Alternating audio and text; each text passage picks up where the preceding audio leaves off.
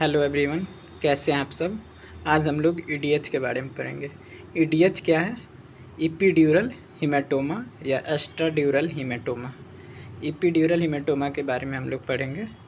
और सबसे पहले जो मेनिंजियल लेयर हैं, जो स्कल और मेनिंजियल लेयर हैं, उनके बारे में जान लेते हैं, फिर देन जानेंगे कि इपीड्यूरल हीमेटोमा क्या होता है। तो अगर जो हम स्कल का सजाइटल सेक्शन करते हैं तो उसका सजाइटल व्यू देखेंगे। सजाइटल व्यू देखेंगे तो हमें सबसे पहले ब्रेन स्कल मिलेगा।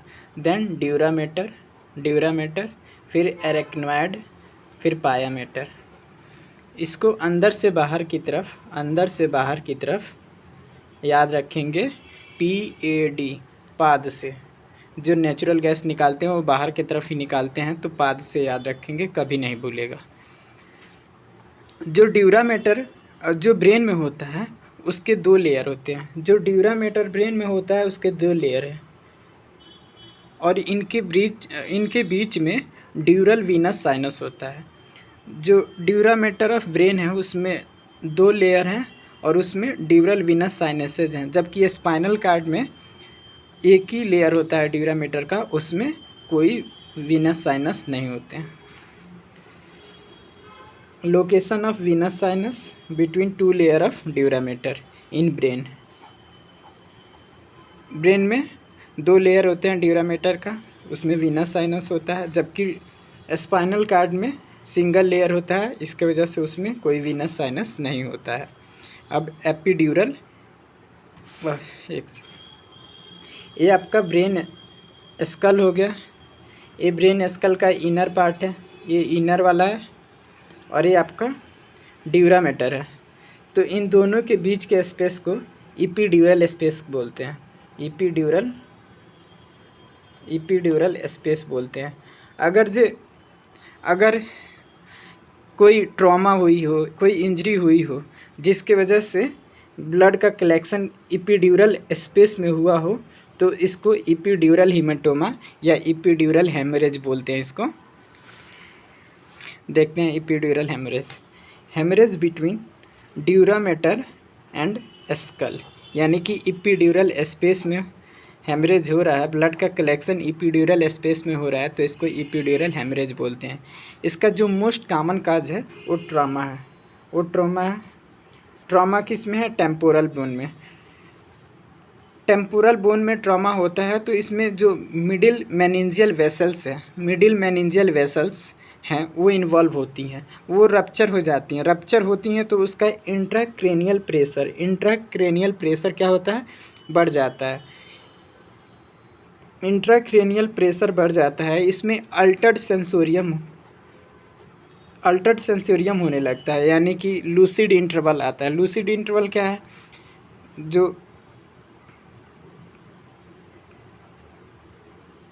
जो पर्सन है उसको, जिसको एपिड्यूरल हेमरेज हुआ है, उसमें क्या आएगा? कॉन्शियसनेस आएगा, फिर अनकॉन्शियस हो जाएगा, फिर अनकॉन्शियस हो जाएगा, देन फिर कॉन्शियस हो जाएगा, फिर अनकॉन्शियस हो जाएगा। इसको बोलते हैं लूसिड इंटरवल, यानी कि अल्टर्ड है। कॉन्शियस हो रहा है, फिर अनकॉन्शियस हो जा रहा है, फिर कॉन्शियस हो रहा है, फिर अनकॉन्शियस हो जा रहा है। ये जो हीमेटोमा, एपिड्यूरल हीमेटोमा है, ये सूचर लाइन को क्रॉस नहीं करता है। ये जो आपके क्रेनियल सूचर होते हैं उनको ये क्रॉस नहीं करता है। इसके क्लिनिकल फीचर देख लेते हैं। लॉस ऑफ कॉन्शियसनेस है, लूसिड इंटरवल, कॉन्शियसनेस वाला। रैपिड डिटेरियोरेशन है।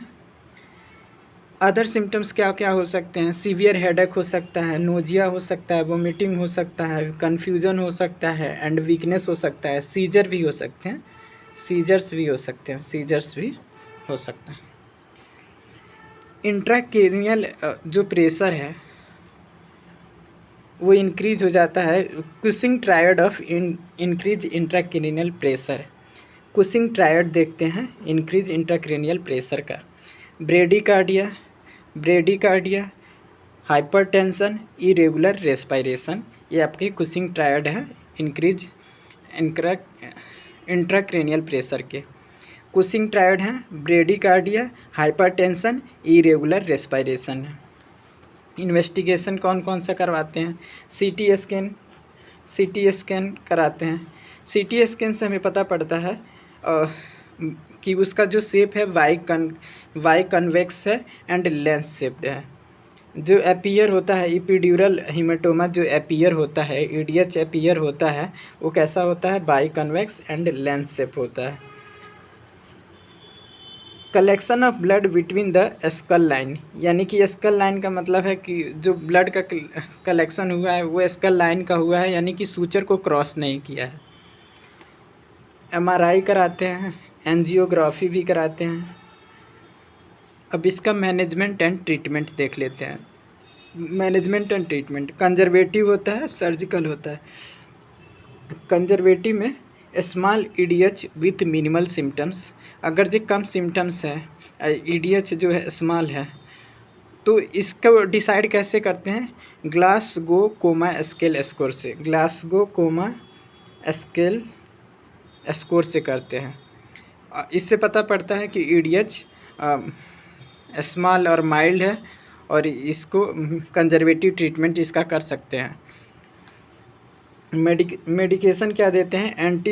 एंटी सीजर देते हैं, हाइपर ऑस्मोटिक एजेंट देते हैं जो कंट्रोल करता है, जो रिड्यूस करता है ब्रेन के स्वेलिंग को। हाइपर ऑस्मोटिक एजेंट देते हैं जो रिड्यूस करता है ब्रेन स्वेलिंग को। देन हम सर्जिकल ट्रीटमेंट करते हैं। सर्जिकल क्रेनियोटॉमी करते हैं, क्रेनियोटॉमी करते हैं। इसमें क्या करते हैं कि जो स्कल है उसके एक टुकड़े को कट कर देते हैं और वहाँ से ब्लड क्लॉट को रिमूव कर देते हैं, जो ब्लड कलेक्शन हुआ है उसको रिमूव कर देते हैं। बर्ल होल इवैक्यूएशन में भी उसमें एक ड्रिलिंग कर देते हैं और वहाँ से ब्लड का ड्रेनेज हो जाता है, तो इसको बर्ल होल इवैक्यूएशन बोलते हैं। लेमिनेक्टॉमी बोलते हैं, अगर जो स्पाइनल कार्ड का ईडीएच में स्पाइनल कार्ड को कट करते हैं, वहाँ से ईडीएच को रिमूव करते हैं। तो इसके कॉम्प्लिकेशन क्या क्या हो सकते हैं?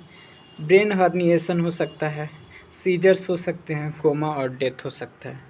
थैंक यू दोस्तों। अगर आप लोगों को वीडियो पसंद आया हो तो प्लीज़ चैनल को लाइक, शेयर एंड सब्सक्राइब करें, और इसका नोट्स आपको टेलीग्राम चैनल पे मिल जाएगा जिसका लिंक डिस्क्रिप्शन में है। थैंक यू दोस्तों।